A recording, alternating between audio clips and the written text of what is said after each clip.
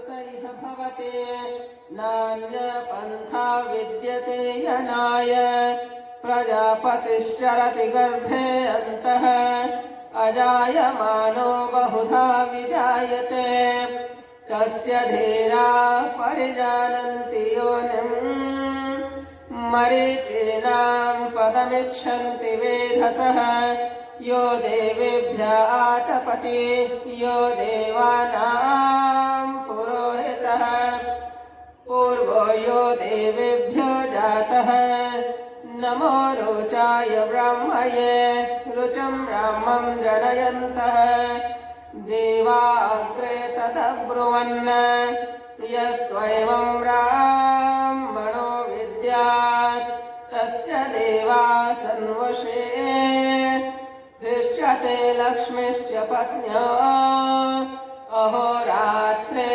पार्श्वे नक्षत्राणि रूपम् अश्विनौ व्यात्तम् इष्टं मनिषाण अमुं मनिषाण सर्वं मनिषाण ॐ शान्ति शान्ति शान्ति। प्रेम से बोली श्री पुरुषोत्तम नारायण भगवान की जय। ओम पूर्णमदः पूर्णमिदं पूर्णात् पूर्णमुदच्यते पूर्णस्य पूर्णमादाय पूर्णमेवावशिष्यते। ॐ शान्ति शान्ति शान्तिः। हरिः ॐ श्री गुरुभ्यो नमः। हरिः ॐ।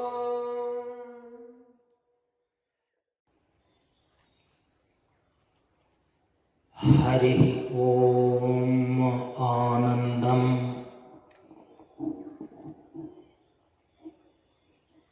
प्रशान्ति जीवन दर्शनम् नमो नारायण नारायणम्।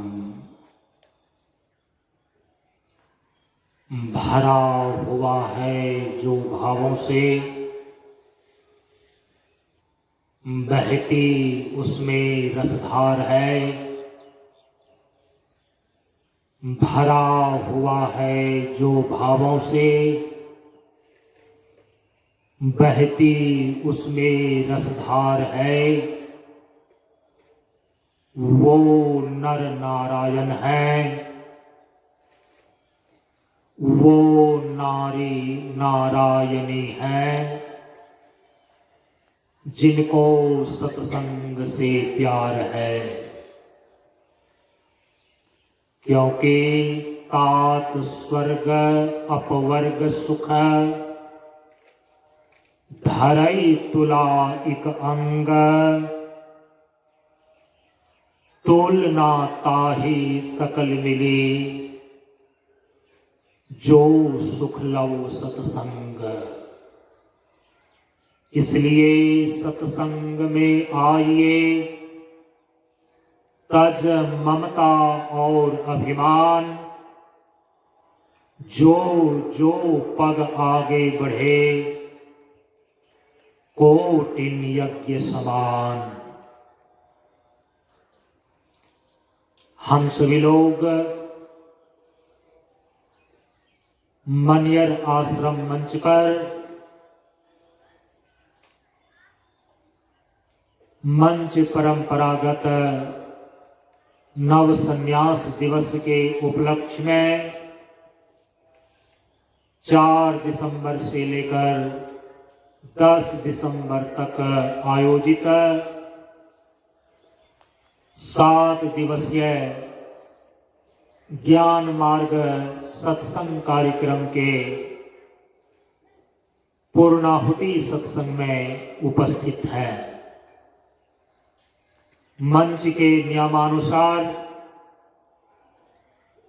पूर्णाहुति सत्संग में स्थानीय एवं बाहर के मंचों से आए हुए श्रद्धालुओं के द्वारा सत्संग प्रेमियों के द्वारा अपने अपने भाव और विचार को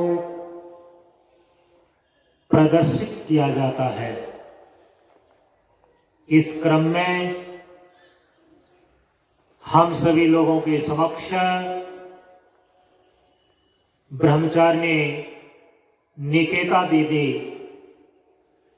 अपने एक भजन को लेकर प्रस्तुत हो रही हैं। हम सभी लोग भजन का आनंद लें।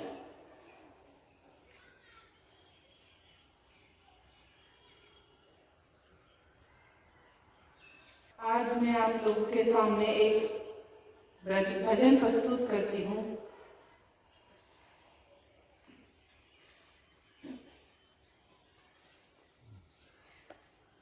गुरु वचनों को रखना संभाल के, एक एक वचन में गहरा राज है। जिसने जानी है महिमा गुरु की, उसका डूबा कभी ना जहाज है। गुरु वचनों को रखना संभाल के, एक एक वचन में गहरा राज है। जिसने जानी है महिमा गुरु की, उसका डूबा कभी ना जहाज है। जिसने जानी है महिमा गुरु की, उसका डूबा कभी ना जहाज है। दीप जले और अंधेरा मिटे ना, ऐसा कभी नहीं हो सकता। ज्ञान सुने और विवेक न जागे, ऐसा कभी नहीं हो सकता। दीप जले और अंधेरा मिटे ना, ऐसा कभी नहीं हो सकता। ज्ञान सुने और अंधेरा ज्ञान सुने और विवेक न जागे, ऐसा कभी नहीं हो सकता। जिसकी रोशनी से रोशन जहान है, वो फरिश्ता बड़ा ही महान है। जिसने जानी है महिमा गुरु की, उसका डूबा कभी ना जहाज है। गुरु वचनों को रखना संभाल के, एक एक वचन में गहरा राज है। जिसने जानी है महिमा गुरु की, उसका डूबा कभी ना जहाज है। जिसने जानी है महिमा गुरु की, उसका डूबा कभी ना जहाज है। बीज पड़े और अंकुर न फूटे, ऐसा कभी नहीं हो सकता। कर्म करे और फल ना भोगे, ऐसा कभी नहीं हो सकता। बीज पड़े और अंकुर न फूटे, ऐसा कभी नहीं हो सकता। कर्म करे और फल न भोगे, ऐसा कभी नहीं हो सकता। कर्म करने को तू होशियार है, फल भोगने में बड़ा ही लाचार है। जिसने जानी है महिमा गुरु की, उसका डूबा कभी ना जहाज है। गुरु वचनों को रखना संभाल के, एक एक वचन में गहरा राज है। जिसने जानी है महिमा गुरु की, उसका डूबा कभी ना जहाज है। ठोकर लगे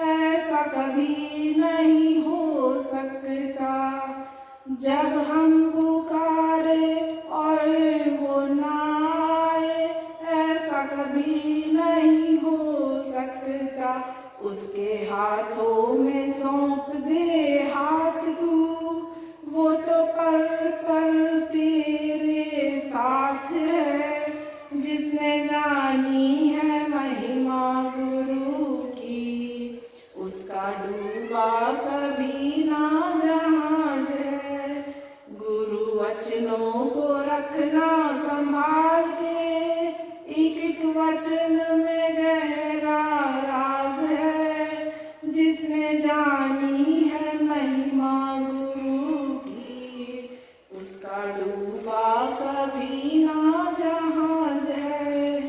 जिसने जानी है महिमा गुरु की, उसका डूबा कभी ना जहाज है।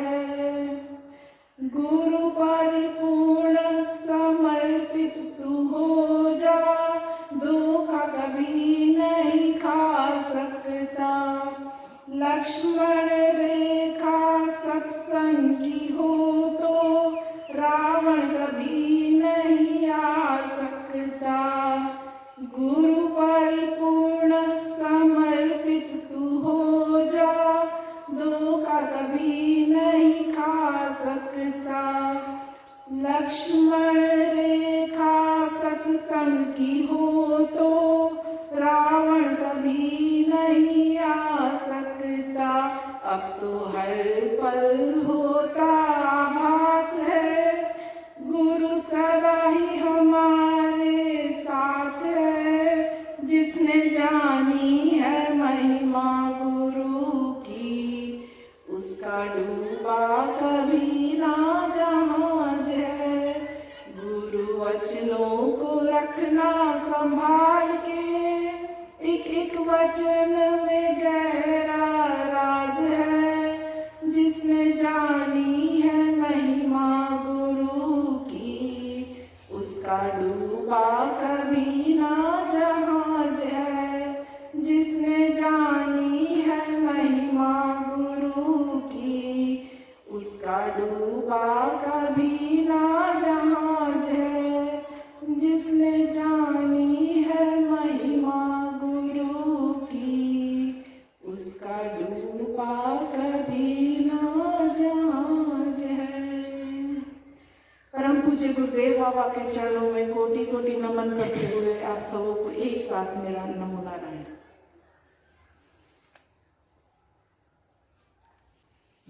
बोलिए प्रेम से सद्गुरु महाराज की जय। अब हम सभी लोगों के समक्ष ब्रह्मचारी नर नारायण बाबा की तपस्थली संत नगर घटहा टोल मंच से आए हुए श्री शंकर जी अपने एक भजन को रखने जा रहे हैं। हम सभी लोग उनके भजन का आनंद लें। श्री शंकर जी।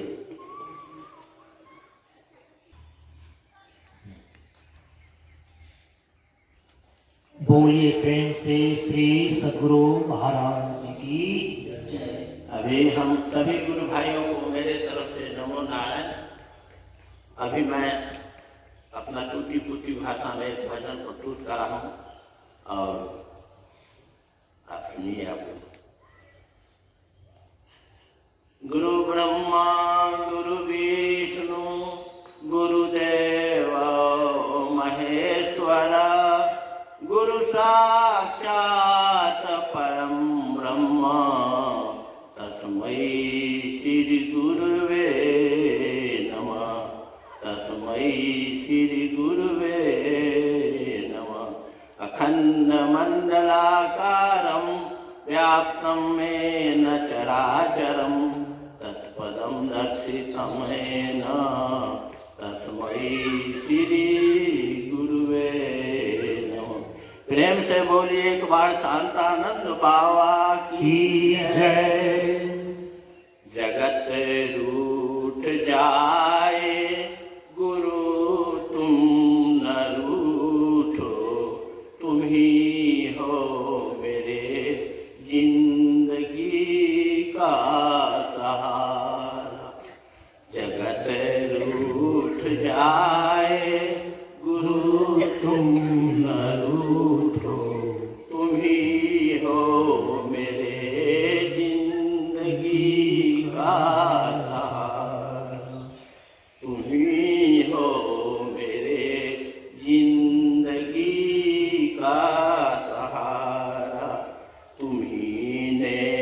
अगर दीप की लो बुझा दी, तुम्ही ने अगर दीप की लो बुझा दी, तो चमकेगा कैसे ये जीवन हमारा, तो चमकेगा कैसे ये जीवन हमारा। जगत रूठ जाए गुरु तुम न रूठो, तुम ही हो मेरे जिंदगी का सहारा। चला आज भव सिंधु को पार करने, यह नौका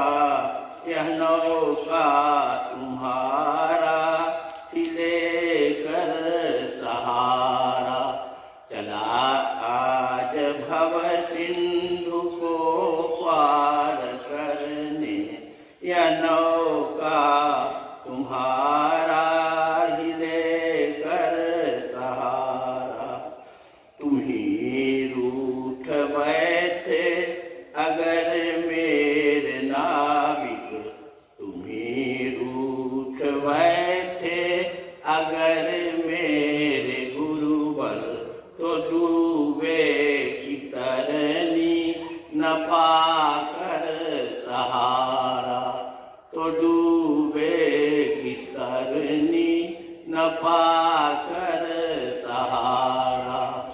जगत रूठ जाए गुरु तुम न रूठो, तुम ही हो मेरी जिंदगी का सहारा।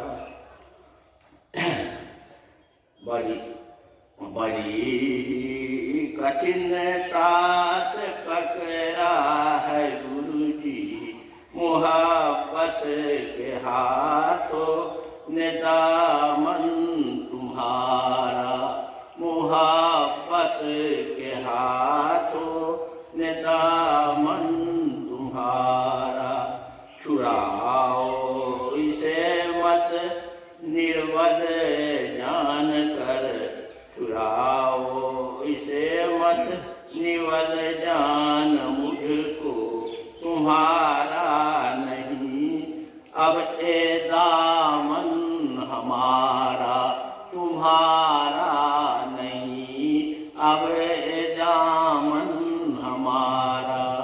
जगत रूठ जाए गुरु तुम न रूठो, तुम ही हो मेरी जिंदगी का सहारा, तुम ही हो मेरे जिंदगी का सहारा।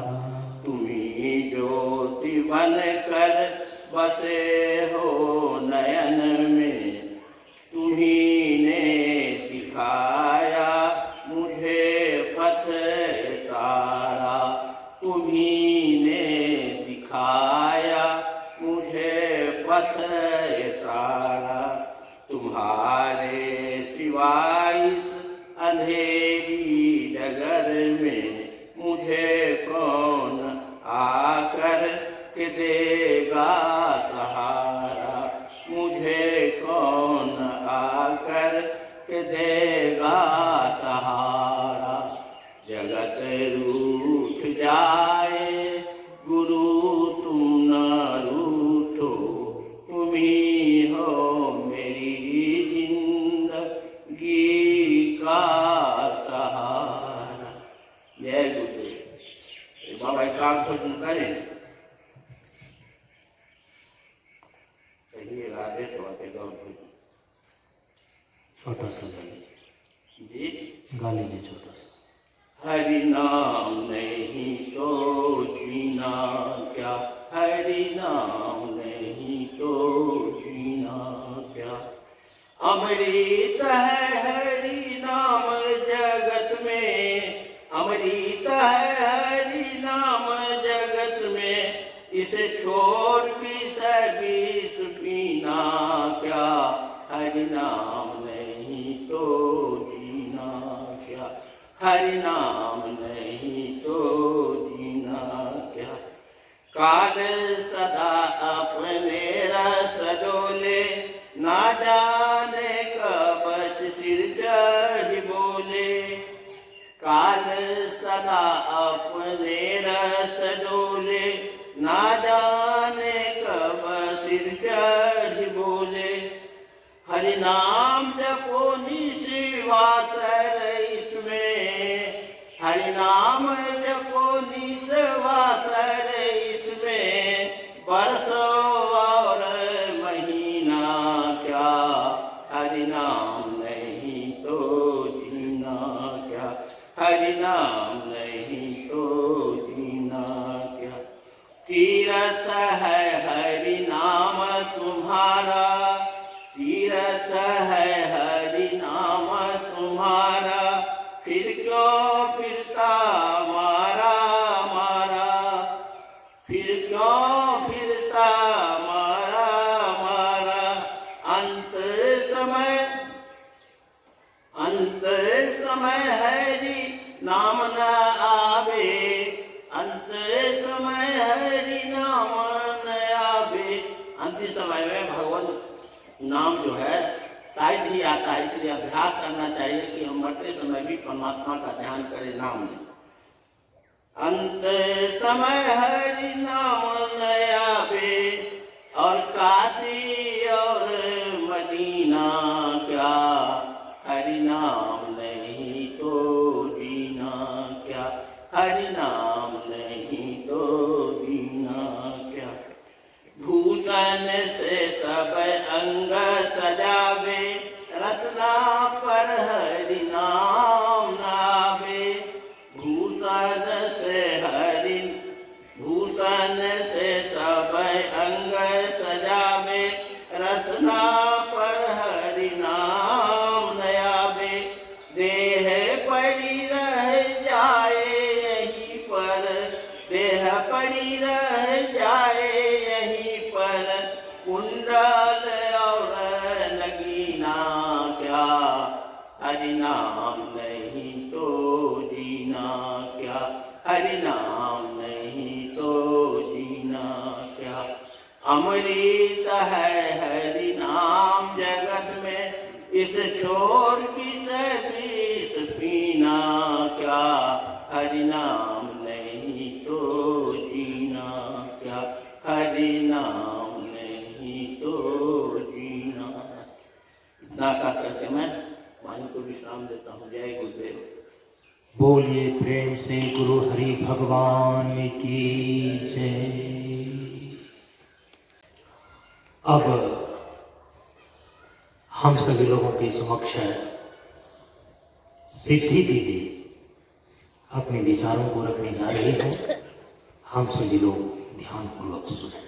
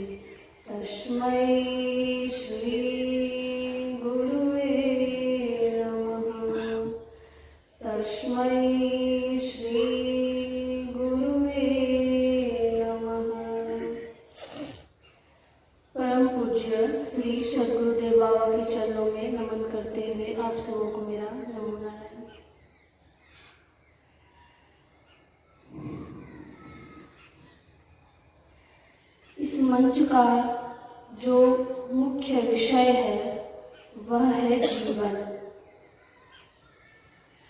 एक सही स्वस्थ और संपूर्ण जीवन जीने की कला को सीखना ही इस मंच का मुख्य उद्देश्य है। जीवन शब्द में जो मुख्य चीज है, जीवन का जो मुख्य चिन्ह है वह है है जीव। जीव किसे कहते हैं? अविद्या, काम और कर्म से उपहित चेतन का नाम जीव है। रामचरितमानस में कहा, व्यवहारिक धरातल पर हम जीव की परिभाषा देखते हैं रामचरितमानस के अनुसार से, आकर 4,84 योनि भ्रमत यह जीव अविनाशी। और पारमार्थिक धरातल पर जीव का अर्थ होता है ईश्वर अंश जीव अविनाशी, चेतन अमर सहज सुख राशि। परम पूज्य गुरुदेव निर्देश करते हैं, जीव की निरंतर गतिशीलता का नाम जीवन है। सहजता, सरलता और समानता के मार्ग पर गतिशीलता ही जीवन है। अर्थात कि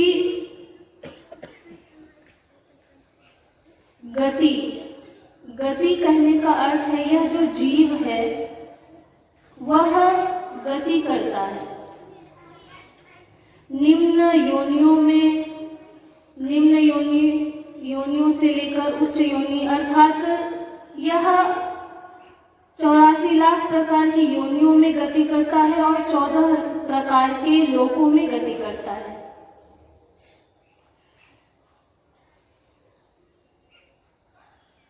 जब आत्मा देह, इंद्रिय, प्राण और अंतःकरण से युक्त होती है तब उसे जीव आत्मा कहते हैं।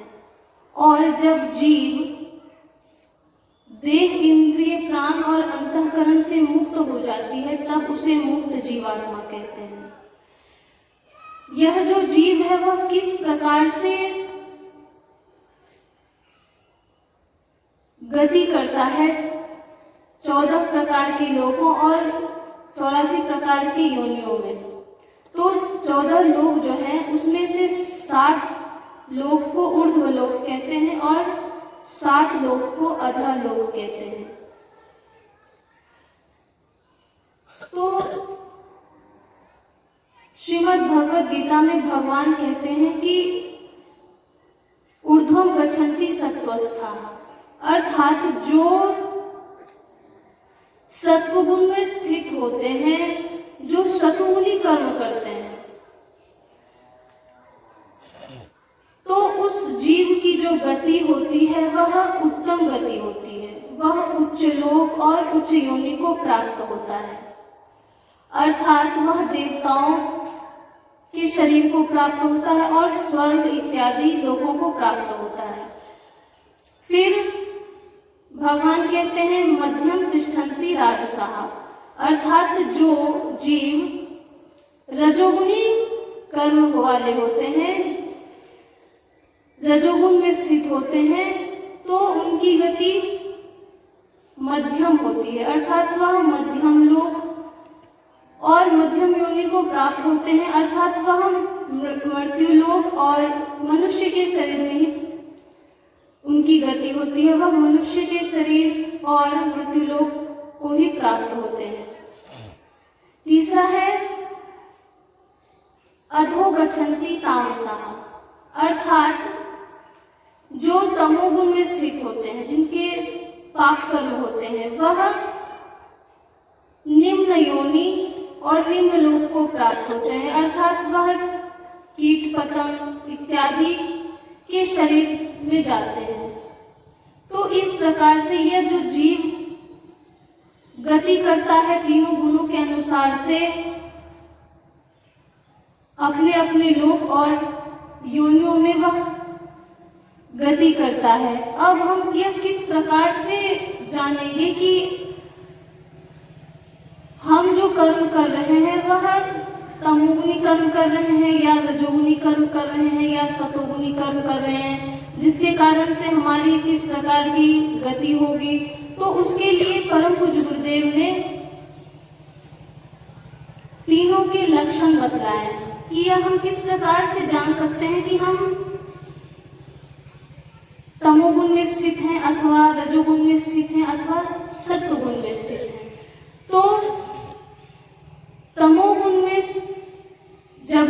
होता है तो उसके 5 लक्षण होते हैं।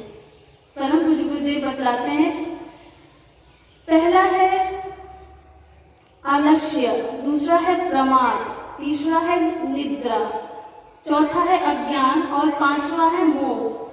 जब आपके अंदर इन 5 प्रकार के लक्षण दिखाई पड़ रहे हों, अगर आप इन 5 प्रकार के लक्षणों से ग्रसित हो तो यह समझना चाहिए कि आप तमोगुण में स्थित हैं।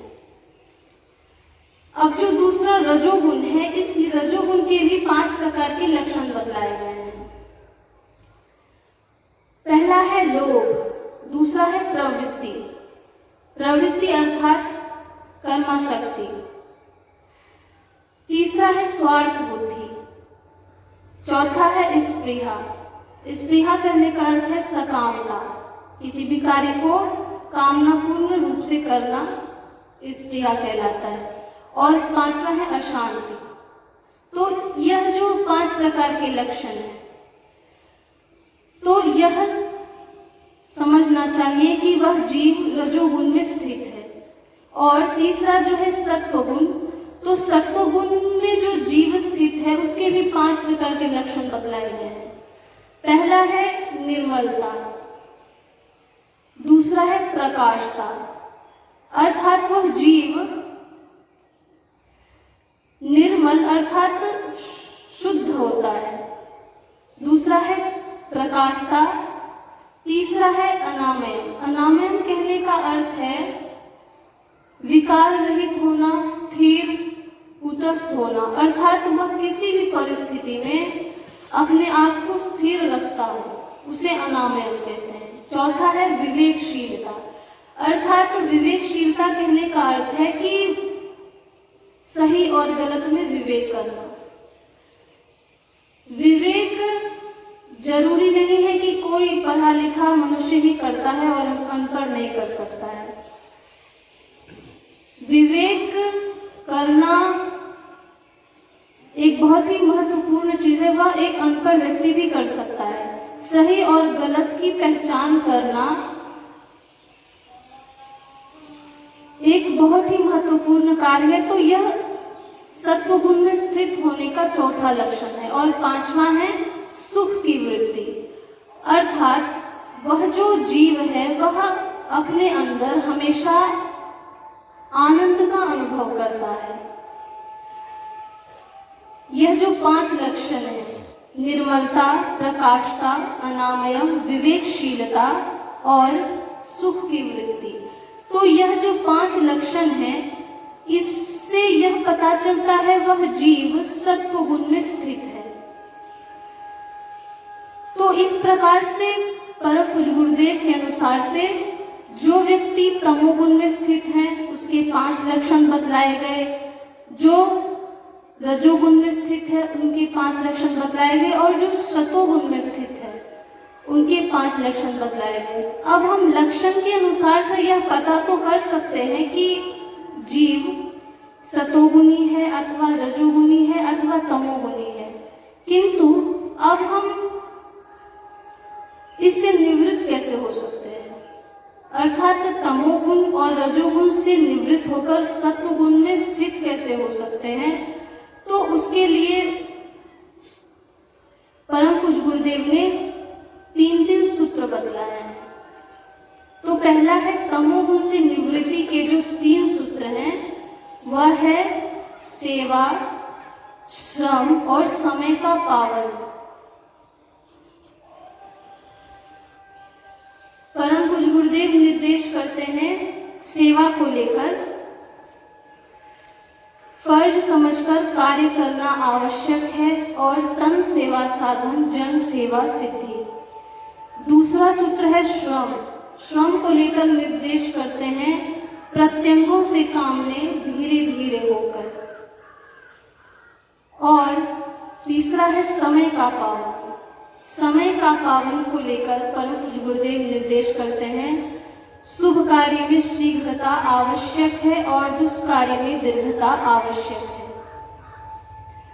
तो यदि कोई जीव तमोगुणी है, उनके उनके अंदर तमोगुण के लक्षण है, तो वह तमोगुण से इन 3 सूत्रों के द्वारा निवृत्त हो सकता है, सेवा करके, श्रम करके और समय का पाबंद बनाकर। दूसरा है रजोगुण। रजोगुण से निवृत्त होने के भी परम पूज्य गुरुदेव ने 3 सूत्र बतलाए। पहला है यज्ञ, दूसरा है दान और तीसरा है तप। यज्ञ कहने का अर्थ है कि किसी भी कार्य को निस्वार्थ भाव से हम करते हैं तो वो यज्ञ कहलाता है। दूसरा है दान। दान कहने का अर्थ है कि जो आपके अधिकार की वस्तु है, उस अधिकार की वस्तु को आप स्वेच्छा पूर्वक किसी के उपकार में लगाते हैं तो वह दान कहलाता है। और तीसरा है तप। परम पूज्य गुरुदेव कहते हैं कि 9 चीजों को सहना तप कहलाता है। 9 चीज अर्थात जाड़ा, गर्मी, बरसात, भूख, प्यास, नींद और अपमान, निंदा और तिरस्कार। यह 9 प्रकार की चीजों को सहना परम पूज्य गुरुदेव के अनुसार से तप कहलाता है। तो यह रजोगुण से निवृत्ति के 3 उपाय हुए, यज्ञ, दान और तप। अब जो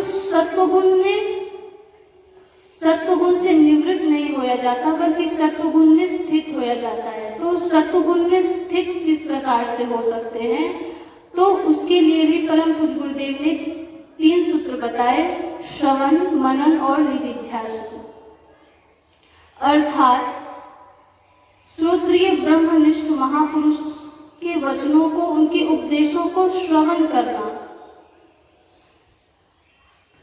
फिर दूसरा है मनन, सुने हुए विचारों को मनन करना और उनका स्वाध्याय करना, अपने चिंतन में लाना। बार बार मनन करने से वह जो विचार आपने श्रवण किया है वह और दृढ़ होता जाता है और विकसित होता जाता है। और तीसरा है निधिध्यासन। निधिध्यासन कहने का अर्थ है अपने स्वरूप के अनुरूप वृत्ति बनाना। तो इस प्रकार से सत्वगुण में स्थित होने की यह 3 प्रकार की सूत्र है, श्रवण, मनन और निधिध्यासन। तो इस प्रकार से जीव इन सारे नियमों का पालन करके जीव अपने जीवन की गति को प्रगति की ओर, प्रगति से परम गति की ओर और परम गति से पूर्णता की ओर लेके जा सकता है। इन्हीं शब्दों के साथ मैं अपने वाणी को विराम देती हूँ। श्री सद्गुरुदेव बाबा के चरणों में नमन करते हुए आप सबों को मेरा नमो नारायण। हम सभी लोगों ने सिद्धि दीदी के द्वारा बहुत ही महत्वपूर्ण तथ्यों का श्रवण किया। अंतिम में जो एक बात कही गई उसमें थोड़ा संशोधन कर लेना चाहिए, सुधार कर लेना चाहिए।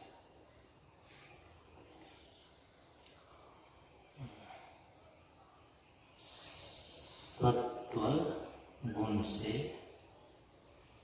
निवृत्त नहीं होया जाता बल्कि उसमें स्थित होया जाता है, ऐसा नहीं। सत्गुण से भी हमें निवृत्त होना है,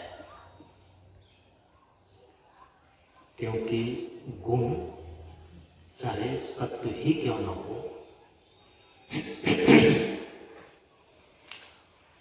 वो प्रकृतिगत चीज है ना। प्रकृति के 3 गुण हैं, तमोगुण, रजोगुण और सबसे जो उत्कृष्ट है वो है सत्वगुण। समाधि कब कहलाता है? आत्मिक स्थिति कब होती है? प्रकृति के 3 गुणों से विविक्त होते हैं और शुद्ध आत्मस्वरूप की अवस्थिति लाभ प्राप्त करते हैं। तब जाकर के बात बनती है। रजोगुण और तमोगुण ये दोनों ही सत्वगुण में साधक को ज़्यादा देर तक रहने नहीं देता है। तो तमोगुण की निवृत्ति के जो 3 सूत्र बतलाए गए, बिल्कुल उसका तत्परता पूर्वक पालन करना चाहिए। सेवा का, श्रम का, समय का, पाबंद का। और रजोगुण से ऊपर उठने के लिए रजोगुण की निवृत्ति का मतलब होता है कि सत्वगुण में स्थिति। रजोगुण क्रियाशील है, तमोगुण जो है ना वो अवरोधात्मक है, जड़त्व है। इसीलिए उसका लक्षण बताया गया आलस, परमाणु, 15 इत्यादि। रजोगुण तो क्रियाशील है, लेकिन उस क्रिया को स्थिर करना, सत्व प्रदान करना कब होता है? उनके लिए 3 सूत्र बताया भगवान ने बताया गीता में, यज्ञ, दानम, तपस्सेवा।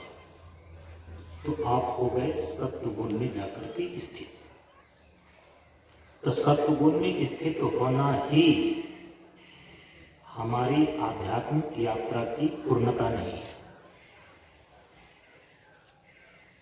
सत्वगुण के 2 रूप हैं, एक है मलिन सत्व और दूसरा है विशुद्ध सत्व।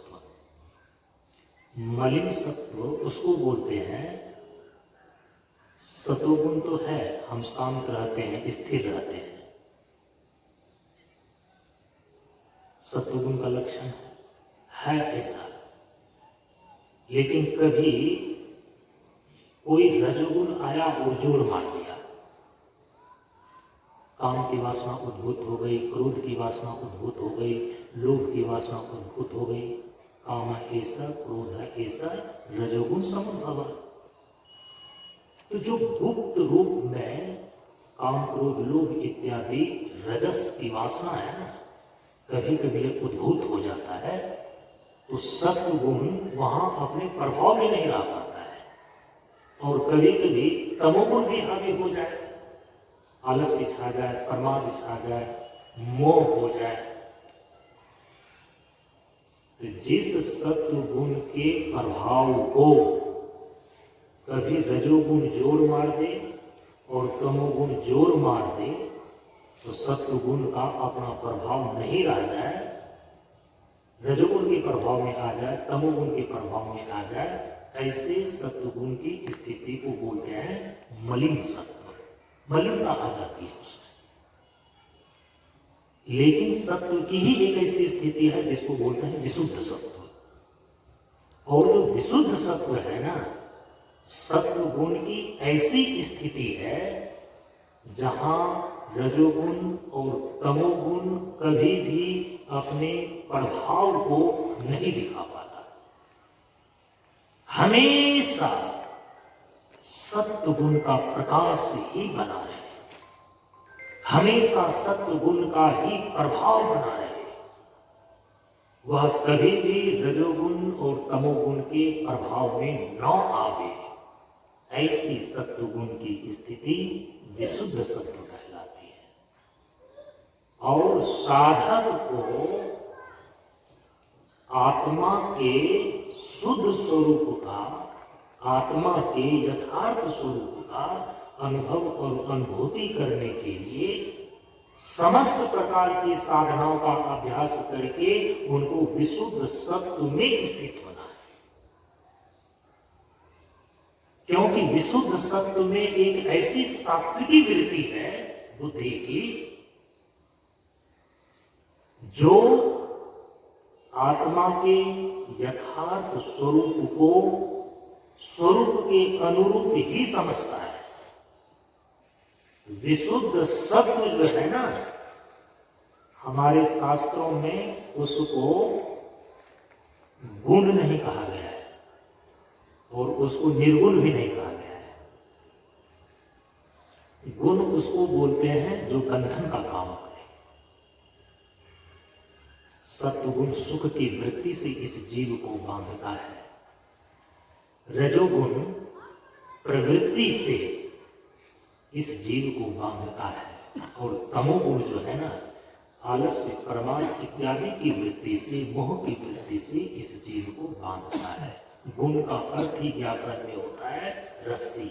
रस्सी माने बंधन के साधन, बांधने वाला। गुण बंधन है,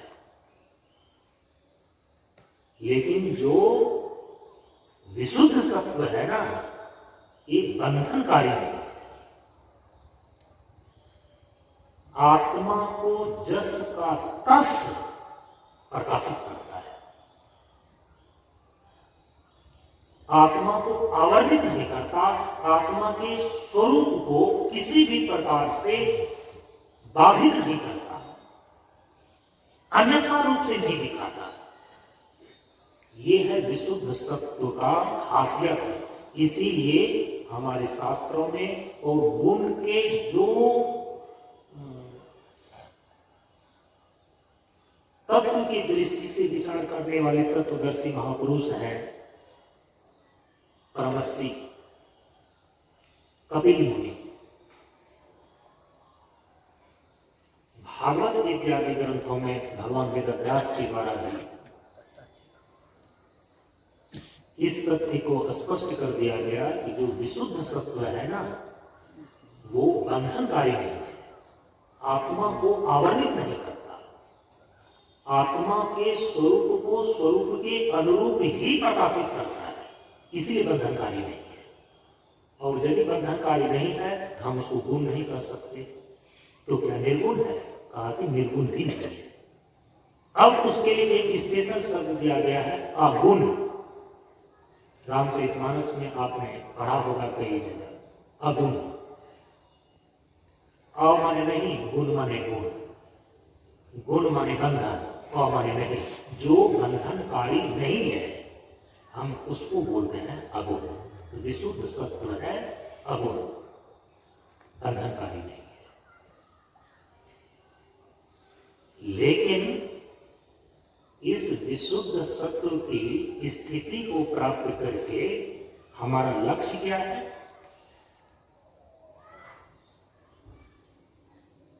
परमार्थ स्वरूप में अवस्थिति लाभ करना।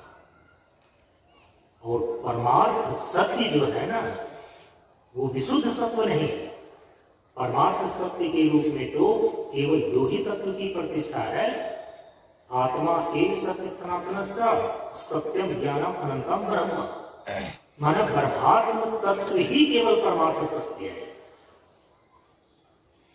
उसमें अवस्थिति लाभ किए बिना आत्म कल्याण नहीं होता। तो विशुद्ध सत्व हमें परमार्थ सत्य में अवस्थिति लाभ करने का अंतिम साधन बनता है।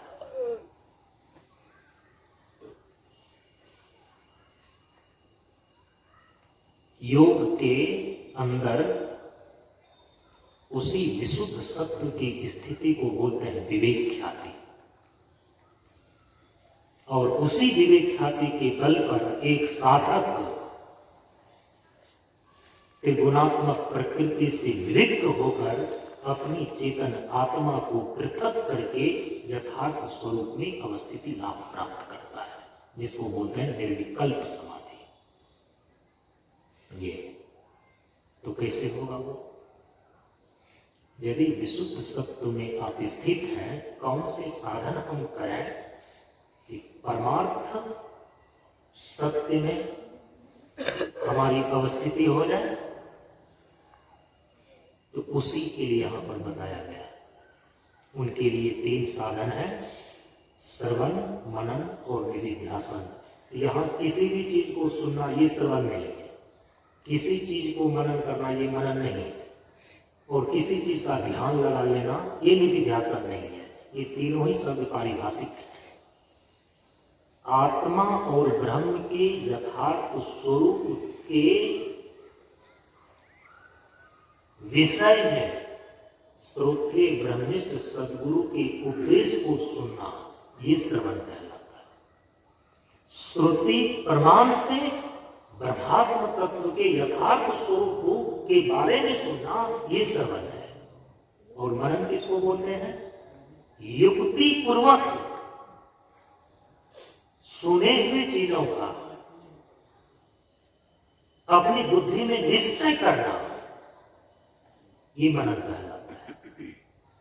श्रुत और मत जो तत्व है उसी रूप में उसका अनुभव करना, ये निधिध्यासन कहलाता है।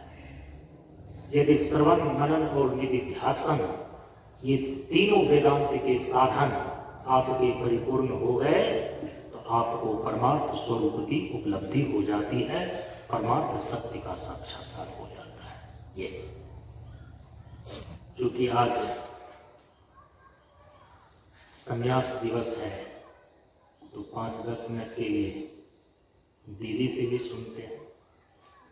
अब हम सभी लोगों के समक्ष प्रशांत कन्या मिशन की संचालिका ब्रह्मचारिणी अपर्णा अर्पण दीदी जी अपने विचारों को थोड़ी देर के लिए रखने जा रही हैं। हम सभी लोग ध्यान पूर्वक श्रवण करें। सर्वश्रुते शिरोरत्न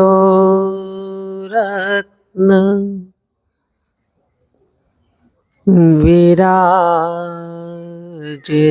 पदाम्बुजः वेदान्ताम्बुज सूर्यो यः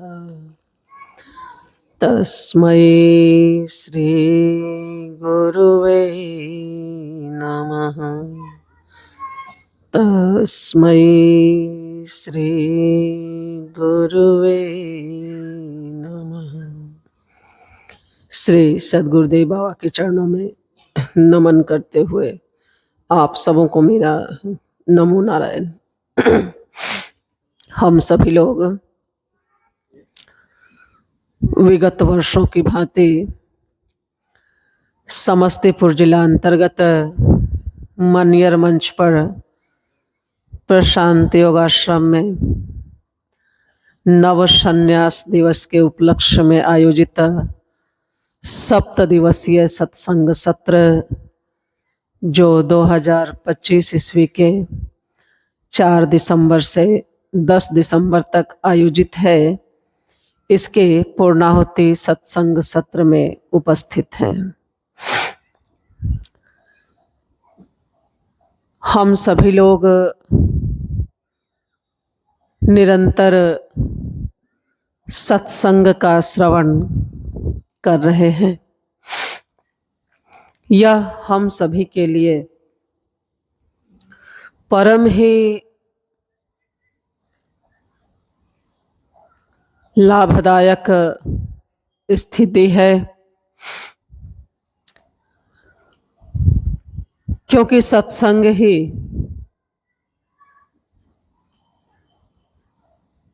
एक ऐसी महत्वपूर्ण उपलब्धि है जो हमारे जीवन में प्रेय और श्रेय दोनों को देने वाली होती है। अभ्युदय और निश्रेयस दोनों को ही प्रदान करने वाली होती है।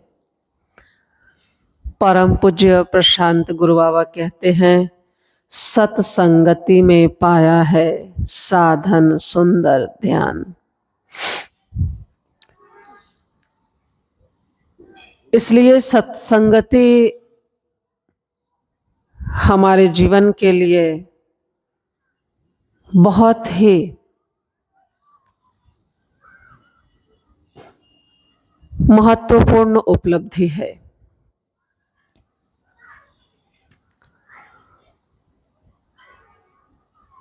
हमें निरंतर ही इसका लाभ लेना चाहिए।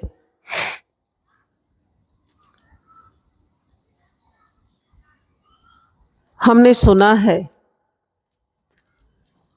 कि किसी महापुरुष से एक व्यक्ति ने जिज्ञासा किया कि मेरी किसी संत से थोड़ा विवाद जैसी स्थिति बन गई है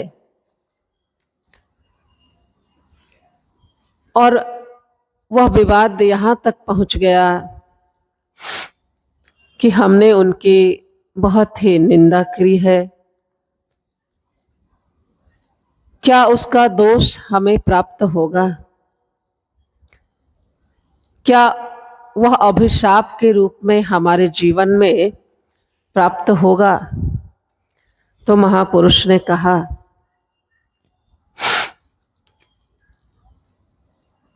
कि क्या वह संत जिससे आपका विवाद हुआ है वह पहुंचे हुए संत हैं, सिद्ध महापुरुष हैं? उन्होंने कहा कि नहीं, पहुंचे हुए तो नहीं हैं, लेकिन हाँ साधनाशील हैं। तो उन महापुरुष ने पूछा कि क्या जिस संत से आपका ऐसा विवाद हुआ वो साधनाशील हैं, लेकिन उनकी परंपरा में कोई ऐसे संत हैं जो सिद्ध रहे हों, स्वरूप सिद्धि को जिन्होंने प्राप्त किया हो, पहुंचे हुए हों? उन्होंने कहा कि हाँ, उनकी तीसरी या चौथी पीढ़ी में उनकी गुरु परंपरा में ऐसे संत हुए जो कि स्वरूप सिद्ध थे। ऐसा लोग कहते हैं और हमने भी सुना है।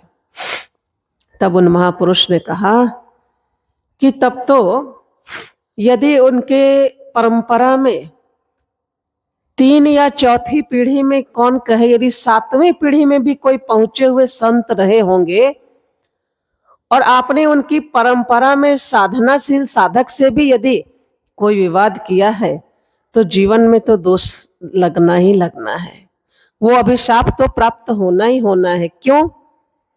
कहा कि यदि चूल्हे में आपने देखा है कि अग्नि, चूल्हे में जब माताएं भोजन बना लेती हैं और उस अग्नि को छोड़ देती हैं तो उस अग्नि के ऊपर राख की परत जम जाती है, लेकिन उस राख के भीतर क्या होता है? अग्नि होती है। और उस राख में यदि कोई घास पात सूखा हुआ तृण डाल दिया जाए तो क्या वो सूखा हुआ तृण भले ही समय के साथ थोड़ी देर से, लेकिन उस समय भी अग्नि प्रज्वलित होगी या नहीं? तो उसने कहा वो तो हो जाएगी।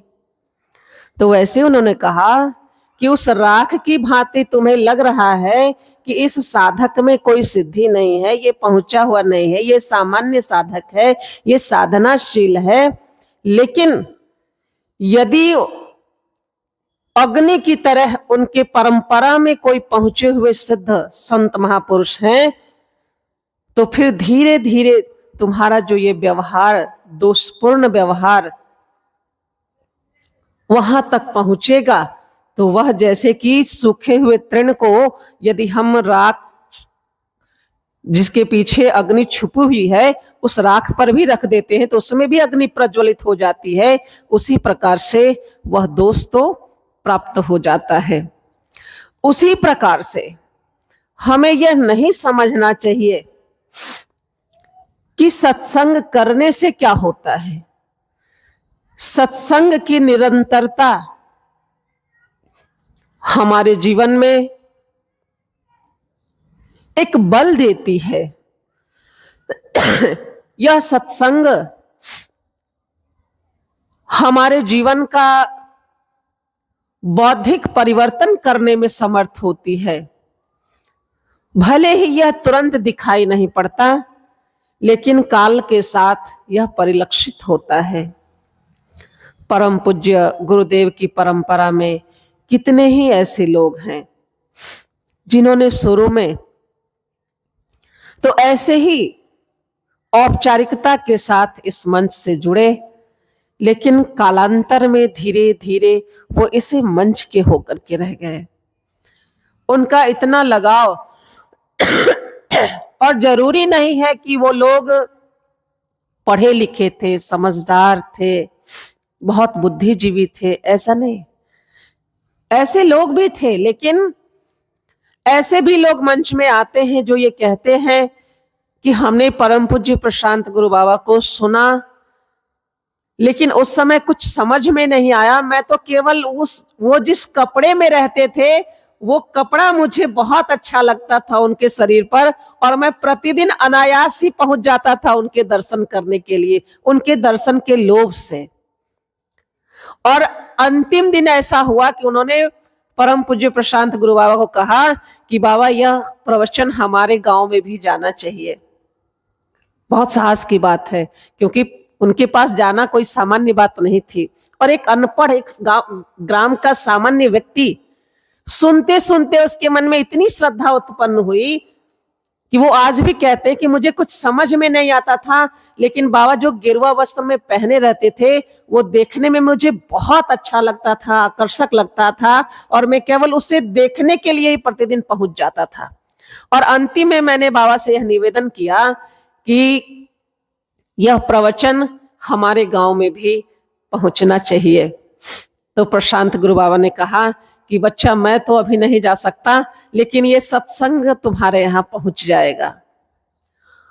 और वो व्यक्ति इस इंतजार में रहा, और कालांतर में परम पूज्य गुरुदेव वहां पर पहुंचे, तब ये सारी स्मृतियां उन्होंने सुनाई।